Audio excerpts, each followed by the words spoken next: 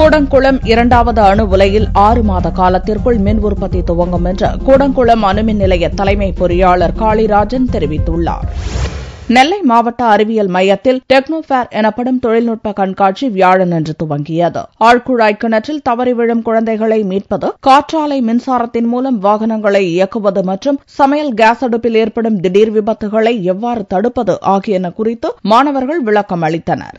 இப்போ எங்களோட project 3 project இருக்கு. அதுல ஒண்ணு என்னன்னு பாத்தீங்கன்னா, இப்போ உள்ள எல்லா குழந்தைகளும் போர்வெல்குள்ள விழுந்துருவாங்க. அதை தூக்கறதுக்கு ரொம்ப நேரம் ஆகும். ஃபயர் சர்வீஸ் இந்த மாதிரி இதுக்கு போன் போட்டா நாங்க இந்த ஈஸியா ஒரு மிஷினை உள்ள அனுப்பி அந்த குழந்தைய தூக்குற மாதிரி ஒரு ப்ராஜெக்ட் பண்ணிருக்கோம். இந்த பண்ணிய கான்செப்ட் விண்ட் எனர்ஜி மூலமா வண்டி மூவார மாதிரி கான்செப்ட் பண்ணிருக்கோம். இது யூசர் என்ன பாத்தீங்கன்னா, பெட்ரோல் டீசல் எதுவுமே தேவையில்லை, ஃப்ரீ காத்து மூலமா வண்டி மூவ் ஆகிக்கலாம். கண்காட்சியை திறந்து வைத்து பேசிய கூடங்குளம் அணுமின் நிலைய கூடுதல் தலைமை பொறியாளர் காளிராஜன், கூடங்குளம் அணுமின் நிலையம் நவீன தொழில்நுட்பத்தில் அமைக்கப்பட்டுள்ளதாகவும் 6 மாதத்திற்குள் இரண்டாவது அணு உலையிலிருந்து மின் உற்பத்தி துவக்கப்படும் என்றும் தெரிவித்தார். செகண்ட் யூனிட்ல இப்போ அட்வான்ஸ்டு டெஸ்டிங்லாம் ஸ்டார்ட் ஆயிருக்கு.